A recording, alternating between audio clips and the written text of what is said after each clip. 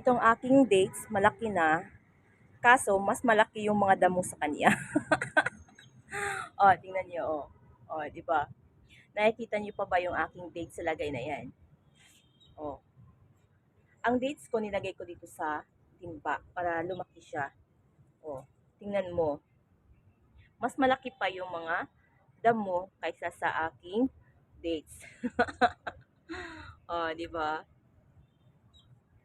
Yan yung aking dates. Ang ganda din ng tingnan nito. Ang aking yung mga damong sumisingit. Maganda din siyang tingnan. Di ba?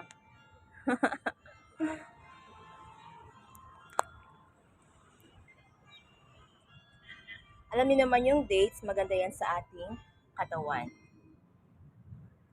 Di ba?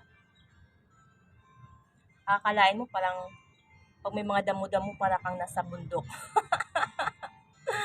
Yun pala, nasa rooftop ka lang. Di ba?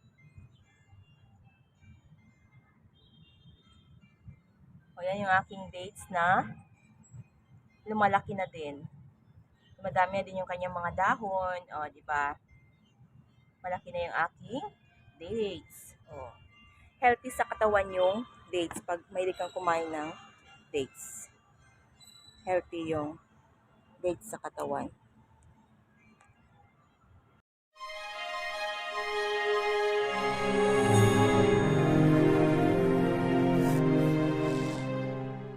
Hello, good morning. Good morning, good morning.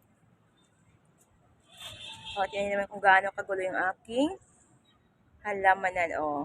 Aking rooftop garden. Di ba? Kasi yung lipstick ko parang yung lip tint ko parang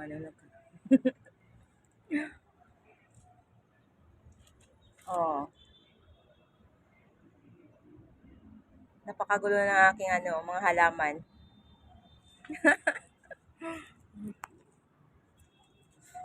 Tignan mo yung aking mga herbal plants ko. Di ba? Yung aking insulin plant. Insulin plant. Marami kasi naghahanap ng mga herbal plants ngayon, kaya magmamarket ako ng mga herbal plants. Gagamitin yata sa school. Di ba? Alam nyo, mga kamisi, mga ka-dears dyan, o mga ka-reels, bukod sa nagbibisi tayo sa social media, dapat meron din tayong mga sideline. Di ba? Kailangan meron tayong pinagkakakitaan bukod sa naghihintay tayo kay sa sahod dito. Iwan natin kung kailan. Di ba? Kasi minsan matagal naman yung dami kasing hinihingi, di ba? Nakita mo ba itong mga okra ko? Tumanda na siya sa puno. Hindi ko pa siya tinanggal. Tumatanda na yung mga okra ko sa puno. Di ba? Tumatanda na siya sa puno ng aking mga okra. Daming langgam ngayon.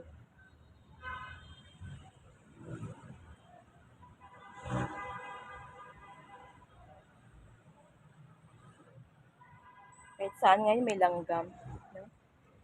Daming langgam. Ito, akalain mo ito. Mga okra ko. Di ba? Meron na siyang, pwede na siya itanim. Sino ba gusto magtanim ng okra? Madami akong buto ng okra dito. Comment down below na lang. Gusto niyo ba ng buto ng okra? Libre. Libreng buto ng okra. Ayan. Kasi madami akong buto ng okra. Kung gusto niyo magtanim ng okra, kumakain kayo ng okra, ayan, libre. Basta, ikaw na lang mag-shipping. Libre bibigay ko, basta ikaw na lang kumuha dito. Ayan, libre yan. Madami akong mga buto niyan. Comment ka na lang pag gusto mo. Gusto mo magtanim ng okra. Ayan. Kung sino gusto magtanim ng okra, ikaw na lang kumuha dito. Di kaya, i-ship, i-ano mo na lang, pabook mo na lang yan. Papadala ko sa'yo, saan ka man. Hindi free shipping ah. Okra lang yung libre sa akin. Okra lang.